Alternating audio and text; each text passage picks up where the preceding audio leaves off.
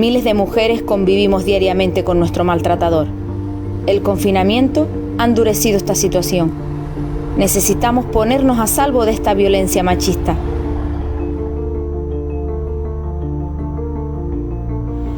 Por favor, quiero mascarilla 19. Sí, claro, por supuesto. Pide en farmacia mascarilla 19 y nosotras podremos ayudarte. Instituto Canario de Igualdad, Gobierno de Canarias.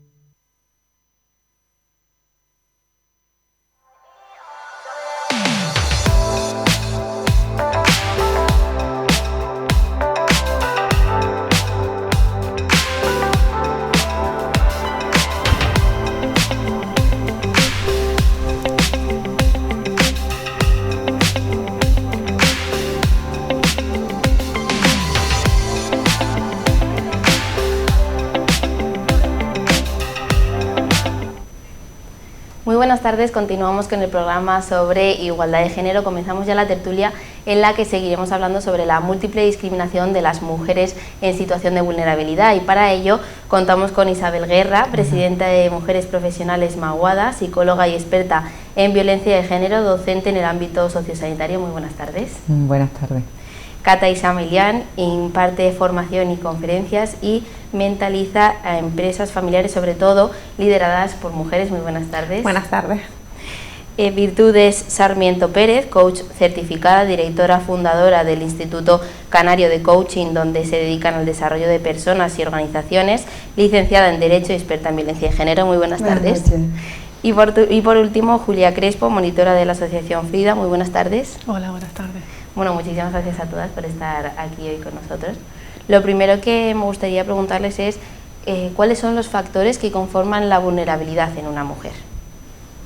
¿Virtudes? Sí, bueno, los factores que conforman la vulnerabilidad pues son los factores que todos conocemos, factores económicos, sociales, laborales, familiares, y yo quería incluir también a veces factores más de mentalidad, ¿no?, del estado mental con el que transitamos el día a día, los estados emocionales, toda esa parte que va unida pues a esa pobreza estructural que padecen muchas mujeres.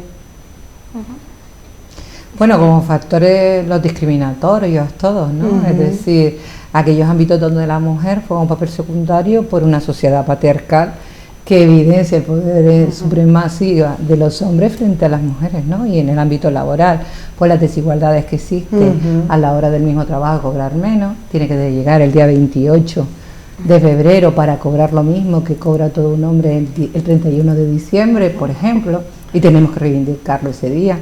En cuanto a la violencia de género, como la forma más brutal de desigualdad y de vulnerabilidad de las mujeres, porque es un proceso y un componente psicológico que deja a la mujer dañada toda su integridad, sobre todo su autoestima, y muchas veces salir de ahí es complicado.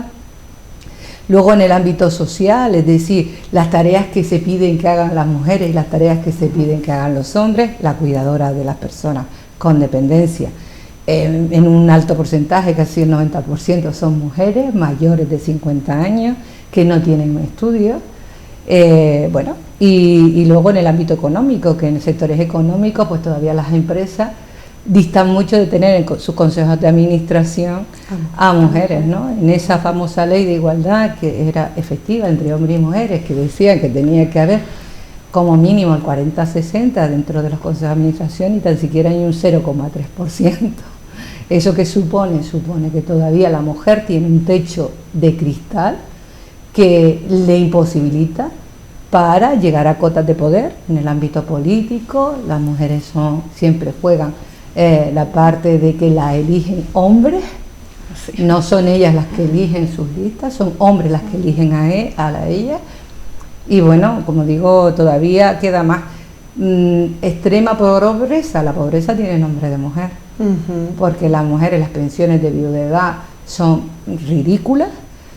Muchas veces cuando han tenido toda una vida dedicada a los niños, a los mayores, y de repente, y a tu cónyuge, y de repente se muere, te quedas en la más absoluta pobreza, tu nivel económico baja sustancialmente. Si además las pensiones de las mujeres son menores, porque durante mucho tiempo han contribuido menos a las arcas de las pensiones, por lo tanto luego las pensiones son ridículas, el trabajo sumergido, todas sabemos dónde está, las crisis ya las mujeres las saben, pero pese a ello yo no creo que la mujer de por sí sea vulnerable, porque con todo eso, y sale adelante, con todo eso tiene capacidad de moverse y de planificar y de coordinar, y muchas de estas medidas cada día más en organizaciones, pues eso quiere decir que vulnerabilidad sí, hay factores que la hacen más vulnerable, pero no vulnerable, es bastante fuerte y gracias a su fortaleza. A mí me gustaría añadir que al hilo de todo lo que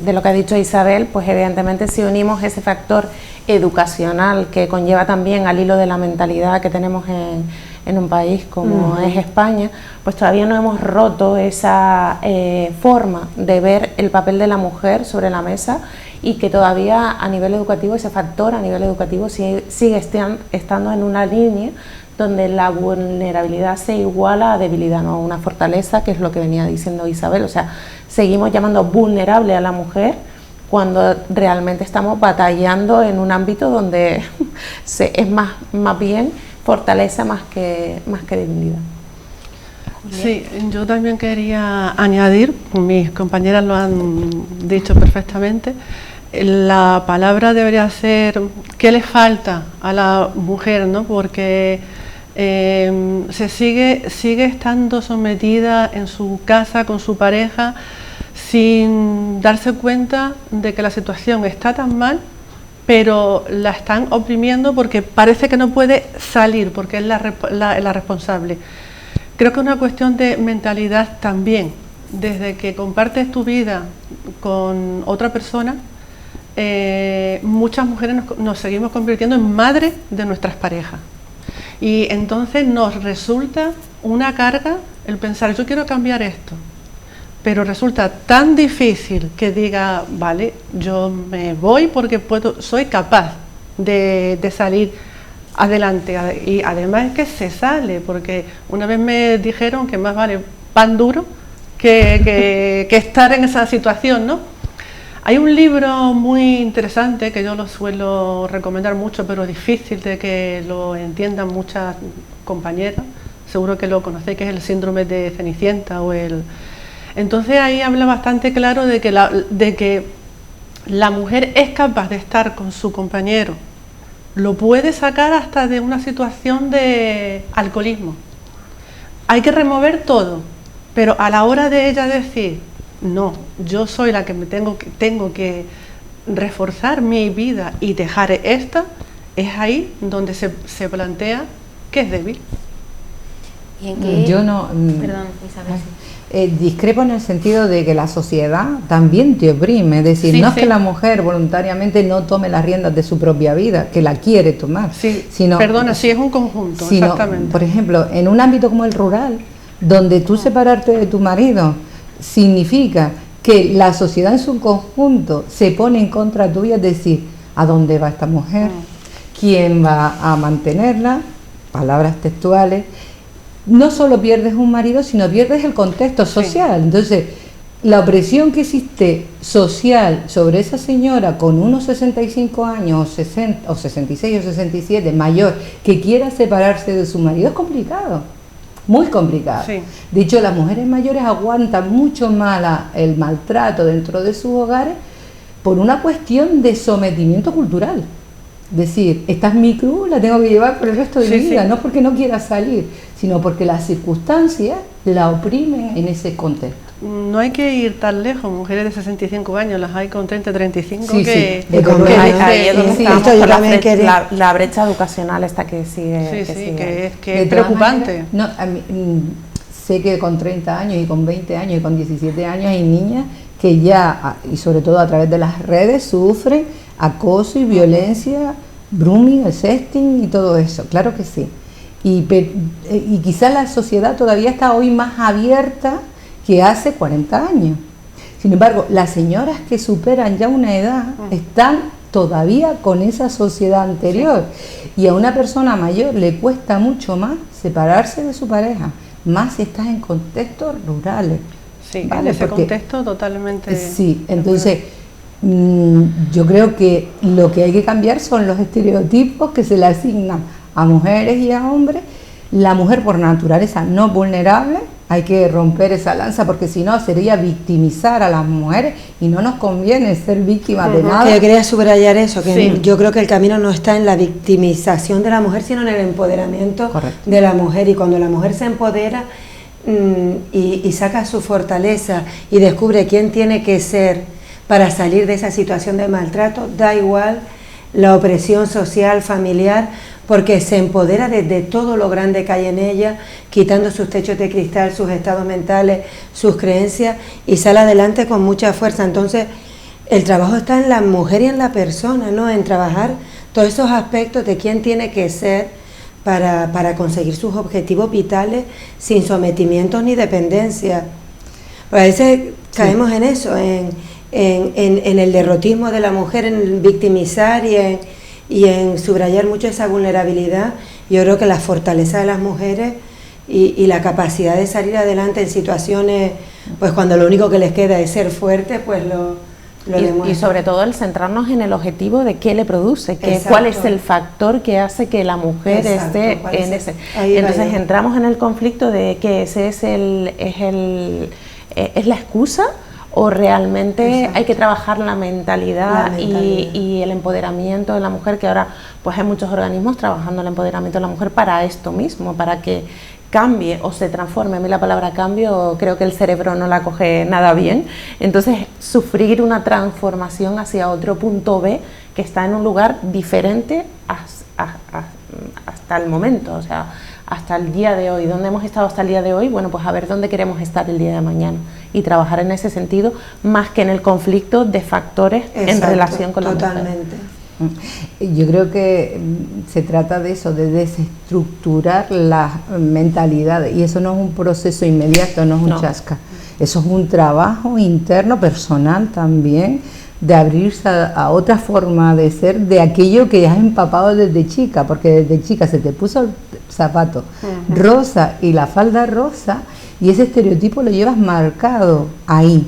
Quitarte ese zapato o ese traje rosa, porque eso no es ser mujer, ponerse un vestido no es ser mujer, tiene que ver con mucho de interno, como construye hay que desaprender y deconstruye, lo hemos dicho en muchos hombres, ¿no? Que hay que deconstruir esa masculinidad, hacer unas nuevas masculinidades para ser un hombre diferente y que goce también de aquellos placeres de la vida que tiene que ser el disfrute con los hijos en igualdad de condiciones, la corresponsabilidad en el hogar, todo eso disfrute. Si lo metemos como algo negativo, es una carga que carga directamente la mujer, y por eso más ansiolíticos, más consumo de medicamentos, porque ya es la ansiedad, es la depresión, pero después es la fibromialgia asociada también a todo el tema neuronal. Es decir, ¿por qué las mujeres tienen más fibromialgia? Porque su carga es mucho más pesada durante el tiempo, ¿no? Pero es un trabajo que hay que ser muy despacito, muy de fondo. Es como la violencia de género. Muchísimos hombres dicen, pero bueno, si lleva con este señor maltratándola, denuncia y retira la denuncia y vuelve otra vez con él, pero ¿está porque quiere? No, está porque tiene un componente psicológico de dependencia, de codependencia de ese maltratador, que hay que trabajar para soltar y cortar esas amarras que se tiene, que son amarras mentales y psicológicas. Sí, eso es algo muy, muy sensible también, porque se suele hablar muy a la ligera. ¿Por qué no se va? Porque incluso se llega a comentar, pues le estará gustando la situación, ¿no? Perfecto. Pero podemos hablar desde un alcohólico que le cuesta trabajo salir, pues una mujer que lo ha mamado desde pequeña, desde que está compartiendo su vida con su pareja, y al principio no se da cuenta, porque al principio... Por los ciclos de la violencia. Al principio tú poco a poco, no tienes ninguna varita mágica para darte cuenta, pues estos son indicios, ¿no? Pues salir de ahí cuesta muchísimo. Pero lo que nos llega a consulta es mujeres que creen que pueden cambiar con su infinito amor y su infinita dedicación al maltratador. Sí. Es decir, si es que en el fondo él me quiere, yo sé que me quiere. Y lo que quiero, y él ha tenido una vida amargada en su infancia Y y voy a yo ser lo el voy a punto curar, de porque inflexión. yo voy a ser tan majestuosa. Y es un sistema perverso en una medida, de construir todo eso, de que tú no eres la salvadora de nadie, Exactamente. ni el salvavidas de nadie, de que no lo vas a cambiar, porque una persona que tiene esas estructuras No machistas cambia, de pegar, no cambia. creer que ella es su pertenencia, no la va a cambiar. Muchísimos programas en la cárcel para rehabilitar a maltratadores, resulta que hacen el programa, pero salen y vuelven otra vez a maltratar, porque son estructuras mentales que tienen muy tempranamente adquiridas. Claro, hay mujeres que piensan que con su infinito amor al final lo van a cambiar, y esta vez sí lo voy a cambiar. Romper esa dependencia emocional Es muy difícil. es duro. Y no Está muy ligado a la autoestima, además, de la mujer, porque cuando estás con la autoestima, construir esa autoestima y empoderarte para dar paso y enfocarte en ti, no en el otro, el patrón de enfoque está instaurado en la vida, que salir de ahí no es tan fácil. Y que muchas veces las mujeres que sufren esta violencia, pues a lo mejor han vivido en la infancia también un tipo de violencia dentro de su familia, entonces como que están un poco, no acostumbradas, pero sabes que se han educado en eso. Sí, nosotros pensamos, los psicólogos, que hay un defecto de autoestima y una demasiada supremacía de autoestima, es decir, por exceso y por defecto. ¿Por qué? Porque en su infinita bondad ella lo va a cambiar, ¿entiendes? Sí. Ella lo va a cambiar y va a hacer todo lo posible para cambiarlo, porque ese es el hombre de su vida. Y en el fondo ella cree que la quiere. Sí, sí. Hasta que se construye una palanca de dolor al final, hasta que llega ese punto en el que ya te das cuenta, y es el despertar, que se le llama, ¿no? Cuando tienes esa conciencia de que... Cuando el dolor es mayor que el miedo, al final. Cuando la palanca de dolor es mayor, que muchas veces cuando tocan a los hijos, que también lo ponen muy difícil. También. Entonces, cuando el dolor es mayor que el miedo es cuando pueden avanzar un poquito, ¿no? Y luego las dependencias que hay también económicas de la persona, ¿no? Es decir, las mujeres hemos renunciado a puestos de trabajo porque nuestro puesto era menos pago que el de los hombres. Si había que cuidar a los niños y había que pagar guardería, y mejor era quedarse uno de los dos en casa. ¿Quién generalmente se queda en casa? Pues la que cobra menos o el que cobra menos. ¿Quién es el que cobra menos o el que tiene un trabajo menos prestigioso? Y pues generalmente es la mujer, y la mujer es la que renuncia a su vida laboral para cuidar a los niños, dejando aparcadas sus carreras profesionales. ¿Por qué? Porque también el sistema que tenemos no dota se voy a hablar mucho de la conciliación, de la vida familiar y laboral, pero ni las guarderías son asequibles para muchísimas parejas, ni hay residencias o centros o ayuda a personas con discapacidad o con dependencia, con lo que la mujer al final termina siendo lo que ha sabido o ha mamado de siempre, porque se le ha impuesto, no ha sido por voluntad propia, ¿no?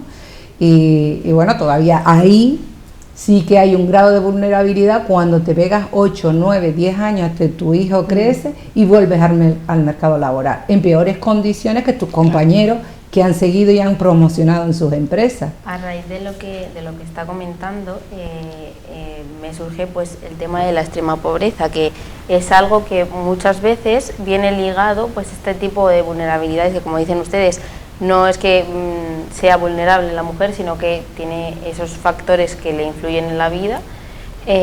¿Por qué se da esta tendencia de que normalmente una vulnerabilidad va unida a esa extrema pobreza? Pues muchas veces es porque no nos enfocamos en el crecimiento de la propia persona. Al estar en gremios o en áreas donde pues tienen que sacrificar la educación para quedarse en casa, para tirar, ¿no?, de ese soporte o hacer de soporte a las circunstancias familiares, el desarrollo de la persona no se produce, y al final pues lo que se va creando es un bucle. Además, Isabel lo estaba diciendo, tenemos un enfoque al enriquecimiento de la familia a través del sacrificio de uno de los miembros. No nos enfocamos en soluciones que pueden ser varias para que las dos personas, miembros de la familia, se desarrollen a nivel personal. es como algo que llevamos de atrás, un patrón aprendido en el que se sacrifica uno de los miembros del sistema familiar o del clan familiar para que eso se lleve. Entonces, claro, en las áreas donde la pobreza está muy instalada, como no hay un enfoque a la persona, ¿qué ocurre? Pues que se toma siempre la misma solución. Y la misma solución es que se queden las niñas, porque ya no hablamos, aquí hablamos de mujeres, pero es que en extrema pobreza hablamos de niños.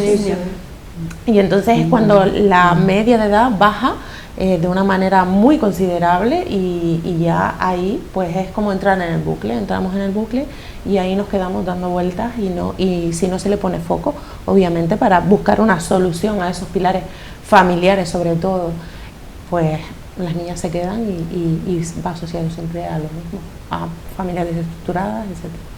Sí, yo creo que la pobreza, como decíamos, tiene nombre de mujer porque está instalada en ciertos sectores de la población femenina que son especialmente vulnerables, como pueden ser las personas mayores, cuando se muere su cónyuge, como dije antes, y pasan a cobrar 326 euros de pensión de viudedad y de tener a lo mejor un sueldo normal y de haber criado a tus hijos o estar pendiente, pasan a la extrema pobreza. Y porque además esas personas, las personas mayores, las mujeres mayores, sí que es verdad que la mayoría no han trabajado en toda su vida. Exacto. Al no haber cotizado, no van a tener una pensión, sino la pensión que van a tener la de viudedad.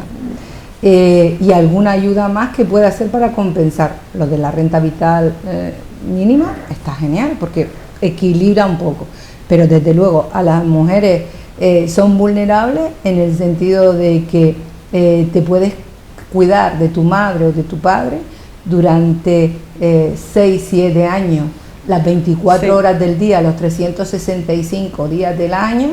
Yo he visto señoras con las ojeras aquí abajo que lo primero que dicen es que estoy cansada, es la palabra, cansada, que consume antidepresivos, ansiolíticos, porque luego se te muere tu madre o tu padre, que era el que mantenía la pensión y de la que tú estabas viviendo porque estabas cuidándole, y te quedas en la miseria. Total. Es decir, encima no tienes ni una compensación. La ley de la dependencia venía a equilibrar ese tipo de cosas, ¿no? Es decir, pues bueno, en régimen de ama de casa, que son las cotizaciones son muy bajitas, como la de la agricultura, régimen agrario, pero ya era una compensación y al final cuando tuvieras tu jubilación tenías años cotizados porque lo habías dedicado y lo habías ahorrado también a la administración mucho dinero, porque ese dinero no está cuantificado. Fíjate que hacemos hasta lectura de todo estadísticamente y no hacemos la estadística de cuánto los mayores están ahorrando llevando a los niños a la guardería. Eso es cuantificable. La tasa de reposición, es decir, si un cuidador informal trabaja 24 horas, un formal trabaja sus 7 horas, 8 horas al día, eso se traduce en un dinero, el cuidador formal, pues es lo que nos estamos ahorrando en el 13% de la población española que trabaja en cuidados informales. Hay en nada, en cuidados informales. Todo eso tiene un valor. El problema es que al valor, al trabajo de las mujeres, no se le pone un valor económico. Y no se le pone, y eso quiere decir que estás invisibilizando un trabajo que es productivo, y a las mujeres se nos tacha como improductiva porque no estamos en el régimen de cotización a la seguridad social. Sí, no se nos trata como personas, ¿no? Y sobre todo cuando una mujer tiene que estar cuidando a un mayor, a su madre, a su padre, ¿no? Es triste porque se está demandando que no puede más, lo que estaba diciendo ella, ¿no? Pero no es escuchada. Es como si eso lo tiene que hacer porque le ha caído, ¿no? Porque le ha tocado por ser la hija, ¿no? Y pueden pasar años, o sea, desde los 40 años, hay gente que con 30 ya se queda cuidando a los padres, pasa su vida, que ha perdido una formación, que ha perdido vivir, que ha perdido el tener una vida, y no es escuchada, porque yo conozco muchísima gente que es que hablan, ¿no? Dice, es que no puedo más, es que no, estoy cansada, ¿no? Y es como si eso fuese normal, algo que te ha tocado y lo tienes que asumir, así. ¿Virtudes? ¿Quiere añadir algo más? No, yo creo que el trabajo, por ejemplo, nosotros hacemos un trabajo muy bonito trabajando la mentalidad y el empoderamiento de la mujer, es decir, trabajar pues todas esas creencias limitantes que tienen heredadas de las familias sociales, culturales, trabajar pues que asuman ese compromiso de guerreras con su vida y que se pongan siempre del lado de lo que tienen, de lo que pueden controlar, un enfoque diferente. Normalmente yo cuando trabajo con mujeres lo primero que me dicen es no tengo esto, no tengo... Entonces tenemos que trabajar pues nuevos enfoques, nuevos significados, nuevas creencias, unos estados emocionales que es la emoción con la que transitan el día a día, que las empodere, que las pongan en el sitio en el que tienen que estar para empezar a dar el primer paso que luego te permite dar el segundo, luego el tercero y ver el progreso en su vida. Entonces es un trabajo lento, pero un trabajo de frecuencia e intensidad, de mentalidad, de empoderamiento, de trabajar fortaleza, talentos, dones, y a partir de ahí pues el trabajo es mágico, porque cuando te conectas con tu grandeza y con el ser, porque lo que tenemos que hacer lo sabemos todos y lo que no tenemos que hacer también, pero ¿quién tengo que ser para llegar ahí? Entonces es un trabajo tan bonito y tan mágico, porque empiezan a avanzar. Lo importante es que haya cambio, transformación, que se empiece a dar un paso y luego otro, y cuando están en esas circunstancias, en esa situación, no se ve, porque el enfoque es a lo que no tengo, a lo que no puedo controlar, me enfoco en el otro. Entonces cuando empiezan a mirar para adentro y a trabajar pues muchísimos aspectos que se pueden trabajar, y lo hacemos con chicas jóvenes, con chicas de mediana edad y con chicas mayores, porque es lo que decías tú. Entonces es un trabajo de empoderamiento brutal, ¿no? Y enfocarse en ellas, en lo que pueden conseguir y en dónde quieren estar, y que conecten con la pasión, con el para qué de su vida. Entonces a partir de ahí empiezan a avanzar, y es un trabajo precioso. Y sobre todo hay algo que, en relación a lo que está diciendo Virtudes, igual que en las empresas hay como una ley de la segunda oportunidad, porque hablamos de personas, ¿no?, cuando llegan a ese momento de quedarse viudas con una pensión mínima, y entras como en el punto de inflexión y crees que vas a caer en picado. Dices, bueno, caigo en picado de manera económica, ¿qué tengo que hacer? ¿Dónde me tengo que enfocar para conseguir este recurso económico? Pero además para poder vivir de aquí en adelante como no he vivido hasta ahora. Porque muchas veces pensamos que cuando te llega el recurso económico todo va a ser maravilloso, y resulta que sí, puedes ir al supermercado con otro talante, pero tu estado mental sigue siendo de amargura. Y esto es algo donde no nos centramos muchísimo en los recursos, que obviamente son muy importantes, pero hay un plano de la persona que no se reestructura, por decirlo de alguna manera, y ahí no hay franja de edad. Da igual una persona de 80 que una persona de 30, que una persona de 17. O sea, el desarrollo de la persona debe estar hasta el fin de tus días, hasta que ya no tengas ese recuerdo, como digo yo. Entonces es como el tránsito. Bueno, pues si a partir de ahora tengo otro camino que transitar, voy a apoyarme en las administraciones, apoyarme en las organizaciones que me puedan ayudar de una manera más económica, y de saber cómo puedo obtener mis recursos, pero después queda ese plano más personal tuyo para poder transitar el resto. Exacto. Sí, es un trabajo que no para, y sobre todo creo que también es importante que si empiezas lo que estaba comentando, ¿no?, el proyecto o cualquier terapia, muchas veces las mujeres la suelen cortar por los compromisos que tienen en casa. Entonces hay que aprender a decir, no, este tiempo es para mí, desconecto el móvil, desconecto todo y me da igual lo que pase en casa, no va a ocurrir nada, porque cuando te vas, salen adelante.